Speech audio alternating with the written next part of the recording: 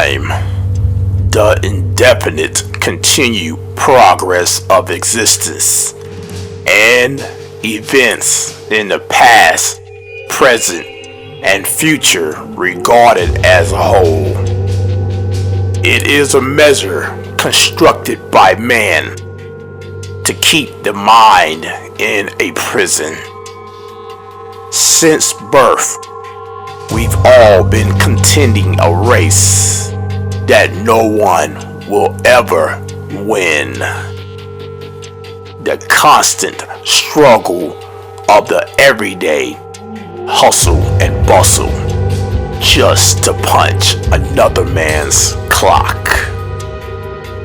Priceless seconds ticking away till one day you wake up and you're old. There's a ninth dimension beyond that which is known to man. It is a parallel as vast as space and as timeless as infinity. It serves as a meeting point between light and darkness, between science and superstition, religion and politics, and it lies between the pit of man's fear and the summit of his knowledge. For the remainder of this episode, we will journey to the unknown, one time for your mind.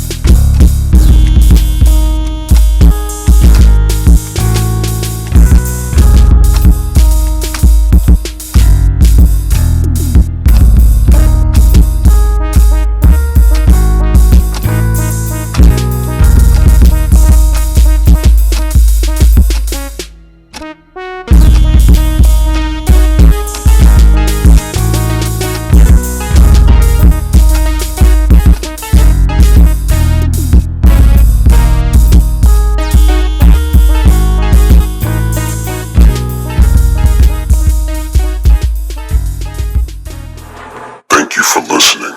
I'm your host, the Anonymous Shadow Guy. Wake up. When we say we're woken up, we know we're talking about not just consciousness, because there are conscious people, or what they call that are still asleep. That still just really don't get it.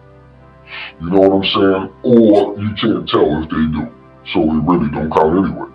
But the whole point of the matter is waking up definitely is a process. But we are asleep on so many different deep-rooted psychological and otherwise levels that affect other levels in other areas, right? That we're ignorant, a lot of us, we're ignorant to the fact that we're even ignorant. A lot of us are ignorant to the fact that we're even ignorant.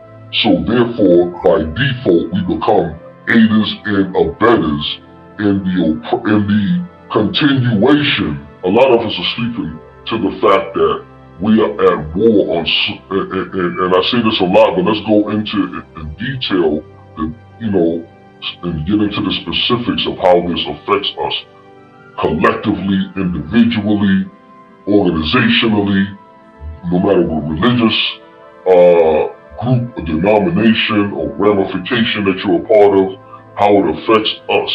And that's why, and I've been saying for years, You know what I'm saying? Nationalism is the common thread, not only solution, but something that we can connect on outside of considering rather our differences.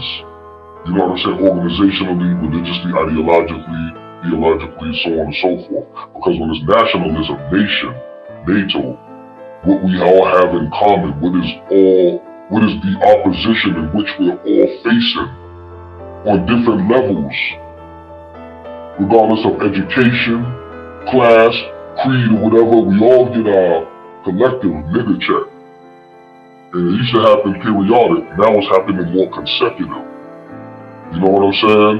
It's in your face more and more and more and more. We're getting the wake-up calls. And people are waking up. You know? I'm not a pessimist at all. And I love to see the spirit of a lot of the youth waking up. I'm paying attention to seeing what's going on, and it's dope. Some people, it took this time, it's gonna take something. They put us to sleep, and it took a process. Waking up is gonna take a process. To rob us collectively and for it to work intergenerationally where we were raised didn't just happen. We weren't such a shallow and a people so insignificant that they just brought us here and right there. It was a process to do it. So to wake us back up is a process. Not saying it should or has to take longer or the same amount of time as the process to put us to sleep took place. However, it is the process to wake us up. And some people wake up quicker than others, so on and so forth. So like, you know, waking up is a process. Some people understand that our issues are academic, and with education, you can definitely get further and succeed, and that is definitely true. There's no doubt about that. That is a fact, and anybody who would disagree with that, I would say I would have to question their level of intelligence or intellect, or even sanity. You know what I'm saying? But however, if you stop there and you don't know that for people who are systematically oppressed, and a lot of times they're not ignorant to the fact that they are ignorant to what they're facing, right? We gotta consider that waking up is on different levels. We have to have a nationalistic or something that we understand that is a collective objective, regardless of class, education, level, affiliation with religious groups and all that, because they're coming at us from every angle. Jesus ain't helping us like that. I'm not saying he ain't helping individuals, or the concept of him aren't helping individuals who believe in him keep faith and keep fighting and stay strong in this. I'm saying we see ourselves in real time, in battle and at war on different levels. And regardless of what our political, theological, ideological, philosophical situations or squabbles with each other, some of us that have them or some of those that have them all with each other, we have a common thread enemy that is not playing and on all levels keep beating our asses in our faces. You know what I'm saying? So a lot of people don't understand it's just education. Some people say we have to understand our historic roots, where we come from the motherland. All these things are important, by the way. I'm not in disagreement or one who is going to say that these things should not be discussed, because even in school you have different classes. You have history class, you have science class, you know what I'm saying, depending on what level or grade of school you have different subjects and different courses that you go through throughout the school year that you get rated in there, which defines as or contributes to you having a collective right education. So the same thing should apply with us. We shouldn't look at ourselves as so minimal or marginalized or insignificant as a people that we shouldn't have different subject matters or curriculums in which we should all study that is necessarily and equally should be interconnected to the collective upliftment, awakening, reawakening, or effective one anyway. Because an awakening without a plan, I mean, put you back to sleep again. Potentially. You know what I'm saying, Baba? So, you know, wake up or die in your sleep. I mean, it's like, yes, sir. Yes, sir. Go ahead, finish, and I got a question I'm gonna ask you. Go ahead. I ain't wanna interrupt you. Well, the topic matter is wake up or die in your sleep. So, for instance, if we remain sleep, as there was an old saying back in the 90s saying hip-hop, sleep is the sister of death. Sleep is. For the psychological, long-term sleep state that the masses of us are in could result in the long-term us being complicit by default of not being aware, proactive, and we already know everybody ain't gonna wake up, but when the masses are in the state that they're in right now, it's a state of emergency. You know what I'm saying? And urgency. You know? And like I said, everybody doesn't have to join a movement and become radical and get on the front line and pump their fists. In fact, most people shouldn't be doing that. Most people should be doing what affects things socially, politically, and definitely economically. With a plan of action, with all that is going on and transpiring in real time before our very eyes, we have the ability to use those who are serious. Everybody's not going to be on the same page, but those who see a plan should plan their work and work their plan. You know what I'm saying? For facts. Because at some point, the world is paying attention to us. And at some point, the momentum will get lost in oblivion. Like, oh, we already did that before. This is one of the biggest momentous times, and not to get lost in the hallmark concept of, oh my God, it's liberation time, and people catering to our causes, and a lot of times that is for political and corporate purposes, for your vote, and for you to keep spending that money. So a lot of people are saying, well, you know, they all of a sudden understand your cause now because they don't want no looting or no more destruction to their property. Yeah, I'm sure, but that only goes because you don't want to keep getting this stuff destroyed. And then they do want your dollars still. So that if they have to front and cater to your cause and say we're supporting race, whether they're true, some are may be real or whatever, you know what I'm saying? I don't trust the enemy at all. But for y'all who believe that, just definitely trust and believe and know. Okay? That definitely, you can't trust your opposition. You cannot trust your opposition. And regardless if the world is watching, and we do have those who may be allies or seeming to be allies with us, it can get lost in infiltration or being hijacked by other people's agendas, even some of our own or that look like us. I use the term own loosely when I say my own with black people nowadays. Everybody ain't just my own, but you know what I'm saying? For the sake of argument, my own, some of them are part of organizations and groups who may be using this momentous moment in this time that is epic in history, where the world is watching what is going on with the struggle, the age-old struggle with black people here in America, the victims of sons and daughters of slavery, chattel slavery, Jim Crow. We stopped there a lot of time. Reconstruction. You know what I'm saying? Homestead Act. Look that up.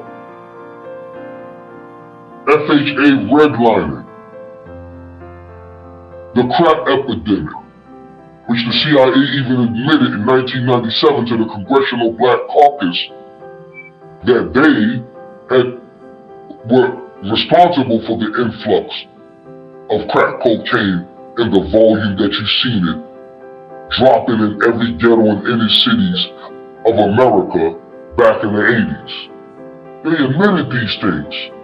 The CDC admitting that they're giving black children contaminated vaccines, leading to long-term issues and short-term, definitely short-term, but definitely long-term too, issues where there's brain damage, you know what I'm saying, lead in the water in Flint. They don't talk about it as much, so a lot of us forget about it, and we chase what's on the media a lot of times. And some things we definitely gotta chase, whether it's on the media or not, don't get me wrong. Our people being lynched is going on, it's all considered suicide. How many black people, we don't know all black people, right? But we know black people that know black people that know black people. We know our culture, and a lot of our habits. How many black people, from when they say, because these lynchings are considered or have been ruled suicides, or no foul play, as they say. However, let's analyze and put into perspective. Now, I'm no forensic psychologist, you know what I'm saying? However, I will say that common sense, and from what I know, how many black people you know just own ropes? Not a shoestring. You know, black people got guns. Black people got access to drugs. They can overdose. They jump off a bridge or a tenement building. Who just has a rope and climbs a tree? And this is just happening consecutively all across the country in the last week. About 6 or more. Some things are probably being covered up. Or don't ever second guess if that could be the case. But for what we do know, which has been reported, we see that there's been all these lynchings. I mean, and this has been going on not just this year, years before. Am I saying this to scare you into trying to wake up? But no, but when the people have been asleep for so long, you gotta shake them up in order to wake them up. Thank you for listening. I'm your host, the Anonymous Shadow Guy. One time for your mind. One time for your mind, one time. One time. One time for your mind, one time. One time. Break free of the box, then keep your thoughts confined. Concentrate to hear the message through the rhymes.